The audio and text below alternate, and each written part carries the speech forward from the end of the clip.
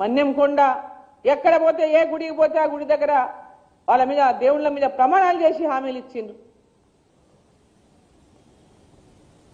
సమ్మక్క సారలక్క రామప్ప గుడికి పోయి రామప్ప గుడి దగ్గర ఎక్కడ ఏ గుడికి పోతే ఆ గుడి దగ్గర మేమిగో చేసేస్తున్నాం మీకు వచ్చేస్తున్నాయి అనేటటువంటి హామీలు ఇచ్చి అధికారంలోకి వచ్చినటువంటి కాంగ్రెస్ ప్రభుత్వం, కాంగ్రెస్ పార్టీ ఈరోజు ప్రభుత్వంలో ఉండి ప్రజలకు ఏమి ఇచ్చిందని చెప్పి మీరు ఓటు అడుగుతారని చెప్పి ప్రశ్నిస్తా ఉన్నా.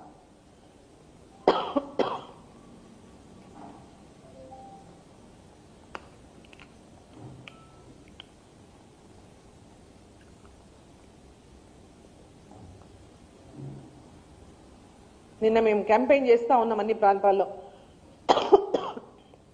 అక్కడ ప్రతి ఒక్కరు కూడా భారతీయ జనతా పార్టీకి ఓటేయడానికి వాళ్ళు పెద్ద ఎత్తున వాళ్ళే స్వయంగా వచ్చి వాళ్ళు చెప్తా ఉన్నారు మేము భారతీయ జనతా పార్టీకి వేస్తాం ఈసారి ఓటని. వీళ్ళేమో ముస్లింల ఓటర్లను నమ్ముకొని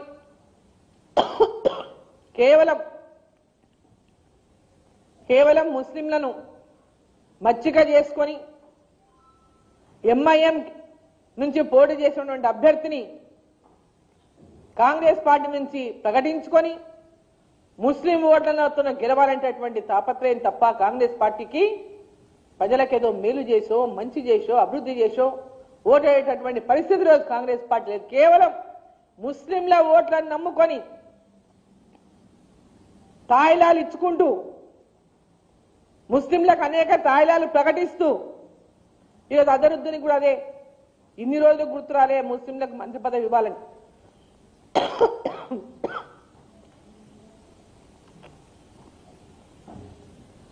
వాళ్ళ ఓట్లు వేయించుకొని అధికారంలోకి వచ్చి 2 సంవత్సరాలుగా గుర్తురానటువంటి ముస్లింలకు మంత్రి పదవి గుర్తురానటువంటి ఈ కాంగ్రెస్ పార్టీకి ఈ ఎన్నికలప్పుడు ఓడిపోతామనేటటువంటి భయంతోన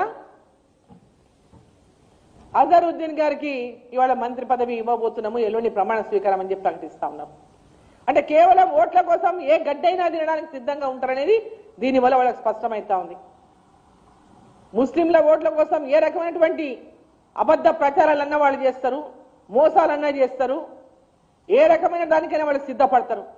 నేను ఒకటే కోరుతా ఉన్నా, దాదాపు 3,84,000 పైన ఓట్లున్నాయి. నియర్లీ 3,90,000 వరకు ఓట్లున్నాయి. 4 లక్షలు దాటిండొచ్చు కొత్త ఓట్లు కలిస్తే. కొత్త ఎవరైతే నమోదు చేయించుకున్నారో ఓటర్ లిస్టులో అవన్నీ కలిస్తే 4 లక్షల పైన ఉన్నాయి. పాత ఓట్లు అంత ఇప్పుడు కొత్త ఓట్ల లెక్కేసుకుంటే 4,14,000 దాకా ఉండొచ్చు. మరి ఈరోజు ఆ ఓట్లలో ముస్లిం ఓట్లు ఉన్నటివి 1,20,000 లోపలే. అంటే దాదాపు 3 లక్షల ఓట్లు హిందువులో ఉన్నాయి. ఒక దుష్ప్రచారం ఏం చేస్తా ఉన్నారు, ఇక్కడ ముస్లింల ఓట్లు ఎక్కువ ఉన్నాయి, బీజేపీకి ఓటేరు ముస్లింలు కాబట్టి బీజేపీ ఓడిపోతుంది, కాంగ్రెస్ పార్టీకే వేస్తారు కాబట్టి కాంగ్రెస్ పార్టీ గెలుస్తుంది, బీజేపీకి ఓటేస్తే మురిగిపోయినట్లే అనేటటువంటి దుష్ప్రచారాన్ని ఈరోజు కాంగ్రెస్ పార్టీ చేస్తా ఉంది, టిఆర్ఎస్ పార్టీ చేస్తా ఉంది. ఈరోజు మరి 3 లక్షల పైన మంది హిందువులు అక్కడ ఉంటే ఒక దుష్ప్రచారం 2 లక్షల దగ్గర ముస్లింలు ఉన్నారు, ముస్లింల ఓట్లు పడవు, హిందువుల ఓట్లు చీలిపోతాయి కాబట్టి బీజేపీ గెలవదనేటటువంటి ఒక దుష్ప్రచారం ఏదైతే చేస్తా ఉన్నాయి 2 పార్టీలు కలిసి, దయచేసి జూబ్లీ హిల్స్ ఓటర్లారా ఈ విషయాన్ని మీరు అందరూ కూడా గమనించాలని చెప్పి నేను కోరుతా ఉన్నా.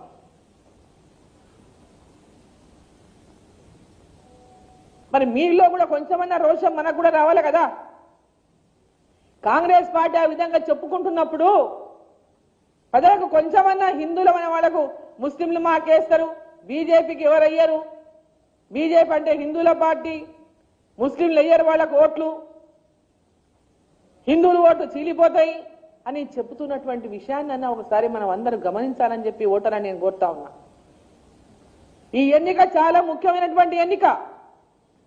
ఈ ఎన్నికలో రాష్ట్ర ప్రభుత్వం యొక్క కళ్ళు తెరిపించేటటువంటి ఎన్నిక, కళ్ళు తెరిపించాల్సినటువంటి ఎన్నిక ఇది. 10 సంవత్సరాలు ఉన్నటువంటి బీఆర్ఎస్ పార్టీ ఈరోజు రాష్ట్రాన్ని అప్పుల కూపంలో నెట్టేసి ఈ ముఖ్యమంత్రి అనేక అబద్ధం హామీలు ఇచ్చి కాంగ్రెస్ పార్టీ అనేక అబద్ధం హామీలు ఇచ్చి ఇవాళ ప్రభుత్వాన్ని నడపలేనటువంటి పరిస్థితిలో ఉన్నారు. కేంద్ర ప్రభుత్వం నరేంద్ర మోదీ గారి ప్రభుత్వమే కనుక నిధులు లేకుంటే ఇవాళ తెలంగాణ రాష్ట్రంలో అభివృద్ధి లేదు. నరేంద్ర మోదీ గారి యొక్క కేంద్ర ప్రభుత్వం ద్వారా గత 10 సంవత్సరాలంటే టీఆర్ఎస్ పార్టీ అధికారంలో ఉన్న 10 సంవత్సరాలు కూడా దాదాపు 10 లక్షల కోట్ల రూపాయలు తెలంగాణ యొక్క అభివృద్ధి కోసం నిధులు ఇచ్చినారు. కానీ వీళ్ళు తప్పుడు ప్రచారం చేస్తారు. ఎప్పుడు కేంద్రం నిధులు ఇస్తలేదు, అబద్ధాలు మాట్లాడి ఓట్లు రాబట్టుకున్నటువంటి ప్రయత్నం చేసింది టీఆర్ఎస్ పార్టీ. ఈనాడు అదే పాటతో కాంగ్రెస్ పార్టీ మాట్లాడుతూ ఉంది.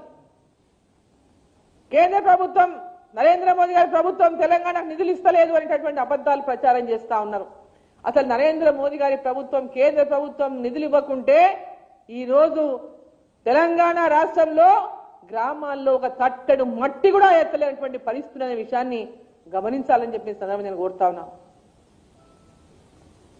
ఈరోజు ఎక్కడ కూడా ఈ రాష్ట్ర ప్రభుత్వం నిధులు లేక మంత్రుల మధ్య పంచాయతీలు, మంత్రుల మధ్య పంపకాల పంచాయతీలు, ఎవరెంత పర్సెంటేజ్ సంపాదిస్తున్నారు, ఎవరని భూములను ఆక్రమించుకుంటున్నారు, ఎవరని సెటిల్మెంట్లు చేస్తున్నారు, ఈ 4-5 ఏళ్ల వల్ల రామ్ ఎట్లాగో మనము ఎంతెంత దోచుకొని పోవాలి, ఎంతెంత జమ చేసుకొని పోవాలనేటువంటి ఆలోచన తప్ప తెలంగాణ ప్రజల గురించి కానీ తెలంగాణ అభివృద్ధి గురించి కానీ ఈ రోజు ఈ రాష్ట్ర ప్రభుత్వం ఆలోచిస్తలేని విషయాన్ని ప్రజలందరూ గుర్తించాలి. ముఖ్యంగా జూబ్లీ హిల్స్ ఓటర్లందరూ కూడా గుర్తించాలని చెప్పి సందర్భంగా నేను కోరుతా ఉన్నా.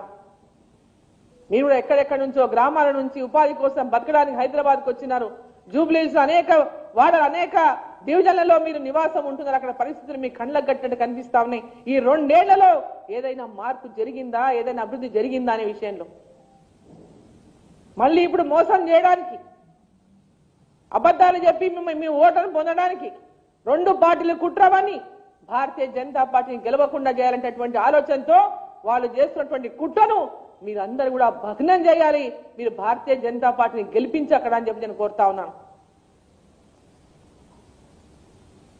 ఈరోజు రాష్ట్ర మంత్రులు అసలు ఎమ్మెల్యేలు అసంతృప్తుల వాళ్ళ లోపల వాళ్ళకే తృప్తి లేదు ప్రభుత్వం మీద. స్వయంగా వాళ్ళ ఎమ్మెల్యేలు మాట్లాడుతుండ్రు, మంత్రులు మాట్లాడుతుండ్రు 3 నెలల కంటే ఈ ప్రభుత్వం ఉండదని వాళ్లే చెప్తున్నారు. 3 నెలలే ఈ ప్రభుత్వం ఆయుష్ అని మేం చెప్పలేదు. ఆ పార్టీలో ఉన్నటువంటి వాళ్ళే చెప్తున్నారు, కాంగ్రెస్ పార్టీలో ఉన్నటువంటి వాళ్ళే మాట్లాడుతున్నారు 3 నెలలే ఈ ప్రభుత్వం ఉండదు అని.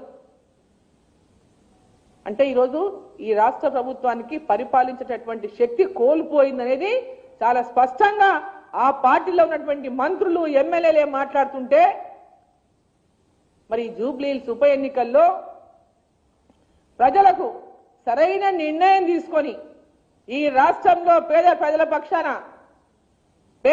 పక్షాన వాళ్ళ సమస్యల పైన గొంతెత్తి మాట్లాడేటటువంటి విధంగా భారతీయ జనతా పార్టీ ఏదైతే ఇవాళ మీ పక్షాన పోరాటం చేస్తా ఉందో ఇక్కడ కూడా భారతీయ జనతా పార్టీని గెలిపించి మరొక గొంతును అసెంబ్లీలో వినిపించే విధంగా చేయాలని చెప్పి జూబ్లీ హిల్స్ ఓటర్లందరినీ నేను కోరుతా ఉన్నా.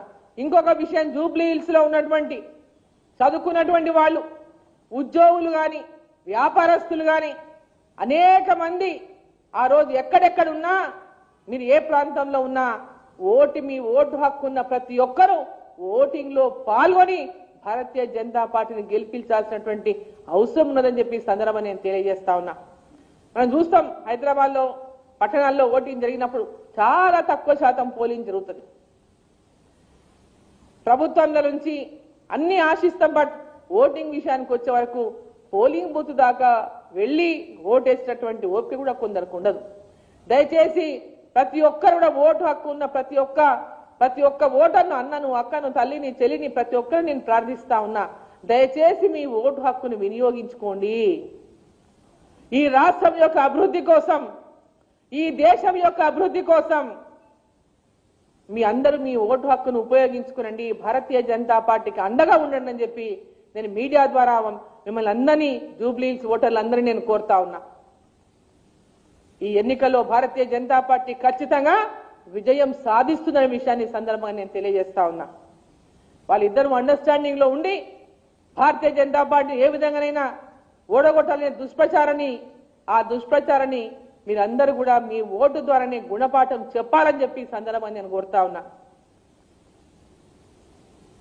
ఈరోజు ఈ మీడియా ద్వారా కాంగ్రెస్ పార్టీ కూడా నేను ఛాలెంజ్ చేస్తా ఉన్నా. మీరు అంటున్నారు కదా మేము అది చేసినాం ఇది చేసినామని, మీకు దమ్ము ఉంటే రండి, క్యాంపెయిన్లో మా ఎంబడి నడవండి, అడుగుదాం మీరు ఏమేం పని చేసిండ్రు అక్కడ, ఆ ప్రాంతంలో మీరు ఇచ్చిన హామీలు ఏం నిలబెట్టిండ్రు. 1500 రూపాయలు నెలకు 2500 రూపాయల పెన్షన్, 2500 రూపాయలు ప్రతి మహిళకు 18 సంవత్సరాల దాని మహిళకి ఇస్తామన్నారు. మరి అక్కడ ఎవరికన్నా ఇచ్చినా పదండి అడుగుదాం.